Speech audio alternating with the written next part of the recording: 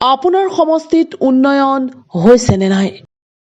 আমি এগৰাকী ভোটাৰ হিচাপে বোকাখাট সমষ্টিৰ উন্নয়ন যথেষ্ট দেখিবলৈ পাইছোঁ, কাৰণ আমাৰ সমষ্টিৰ এজন কেবিনেট মিনিষ্টাৰ আমি পাইছোঁ আৰু তেখেতৰ নেতৃত্বত সমষ্টিটোৰ কৃষি খণ্ডৰ পৰা আৰম্ভ কৰি ৰাস্তা পদূলি আদি নতুনকৈ নিৰ্মাণ হোৱা দেখিবলৈ পাইছোঁ।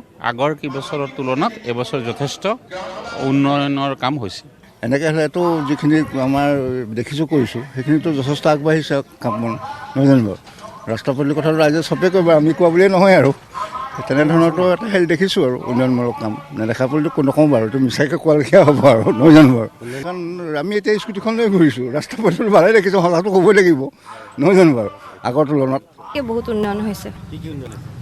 ৰাস্তা ঘাট হৈছে, স্কুল কলেজবোৰো হৈছে, হস্পিটেলখন আগতকৈ ধৰক ডাঙৰ কৰা হৈছে। আপোনাৰ সমষ্টিৰ বৰ্তমানৰ বিধায়কৰ কাম কাজক লৈ আপুনি কিমান সন্তুষ্ট? নম্বৰ বুলি ক'বলৈ গ'লে ঠিকেই আছে। নম্বৰ মই 10ৰ ভিতৰত অন্তত 7-8 দিব পাৰোঁ তেখেতৰ বৰ্তমান। 10ৰ ভিতৰত 10 নম্বৰ দিব পৰা যায় আৰু। এইবাৰৰ বিধানসভাৰ নিৰ্বাচনত আপোনাৰ সমষ্টিত মূল যুঁজ কাৰ লগত হ'ব? AGP আৰু কংগ্ৰেছৰ মাজতে হ'ব যুঁজখন। কেনেকুৱা হ'ব যুঁজখন? আৰু কংগ্ৰেছে হেৰিয়ে যাব, AGPয়ে জিকিব জিকাটো। কংগ্ৰেছৰতো হেৰি নায়েই এতিয়া ক'বলৈ গ'লে। কংগ্ৰেছ আৰু SB BJP মিত্ৰজোঁটৰ মাজতে হ'ব। কেনেকুৱা হ'ব যুঁজখন?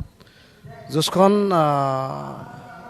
বহুত বেছি টাফ নহয়, BJP জয় হোৱা আশা আছে। প্ৰতিদ্বন্দ্বী বহুত আছে, কিন্তু অগপৰ প্ৰাৰ্থী অতুল বৰাদেৱ ওলাই যোৱাটো একদম 100% খাটাং।